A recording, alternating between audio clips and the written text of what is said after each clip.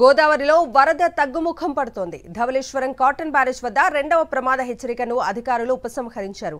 ప్రస్తుతం బ్యారేజ్ నుంచి 11,27,000 క్యూసెక్కుల నీరు సముద్రంలోకి విడుదల చేస్తున్నారు.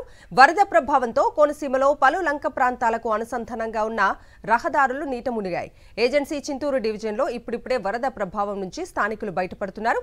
జాతీయ రహదారి 326 అదేవిధంగా మండల కేంద్రాలకు వెళ్లే రహదారులపై సైతం వరద నీరు తొలగిపోవడంతో యథావిధిగా రాకపోకలు జరుగుతున్నాయి. గోదావరి వరద ప్రభావంపై పూర్తి డీటెయిల్స్ రాజమండ్రి నుంచి మా ప్రతినిధి హరీష్ అందిస్తారు. ఉగ్ర గోదావరి శాంతిస్తుంది.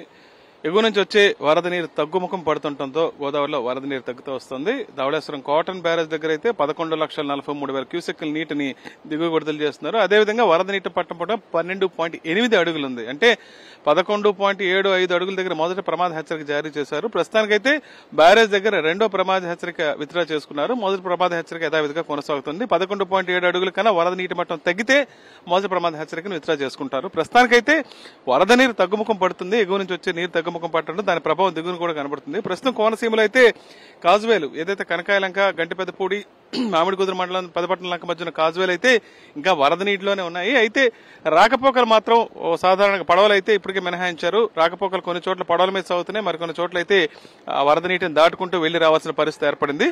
ఎగువన చింతూరు, విఆర్పురం, కోనవరం ప్రాంతాల్లో కూడా వరద తగ్గుముఖం పడుతుంది. శబరి గోదావరి సంగమం దగ్గర 42 అడుగుల ఎత్తులో ఇంకా గోదావరి అయితే ఉంది. ప్రస్తుతానికి ఏదైతే గర్నిచ్చిన 2 రోజులుగా ఆ ప్రాంతాన్ని వరద నీరు ముంచెత్తుదో ఆ ప్రాంతం అంతా పూర్తిగా తేరుకుంటోంది. ఉదయ భాస్కర్ కాలనీ మిగతా ప్రాంతాల్లో కూడా వరద నీరు వెనక్కి మళ్లిపోయింది. దాంతో సాధారణ ప్రశాంత జీవితం అక్కడ నెలకొంటుంది. దాంతో స్థానికులంతా దూర ప్రాంతాలకు వెళ్లిన వాళ్ళంతా తిరిగి అక్కడ రావడం జరుగుతుంది. మరోవైపు ఏదైతే 2 రోజుల క్రితం జాతీయ రహదారి 326 ఉందో వరద నీరు రావడంతో ఆంధ్ర, ఒరిస్సా మధ్య రాకపోకలు ఏవైతే నిలిచిపోయాయో ఆ ప్రాంతంలో కూడా మళ్లీ వాహనాల రాకపోకలు యథావిధిగా ప్రారంభమయ్యాయి. వరద నీరు కాస్త తగ్గుముఖం పడుతుందనే చెప్పాలి. ప్రస్తుతానికైతే మొదటి ప్రమాద హెచ్చరిక స్థాయిలోనే ఇంకా కొనసాగుతుంది. మరో 2 రోజుల్లో పూర్తిగా గోదావరి వరద నీరు భారీగా తగ్గే అవకాశం ఉందని అయితే అధికారులు అంచనా వేస్తున్నారు.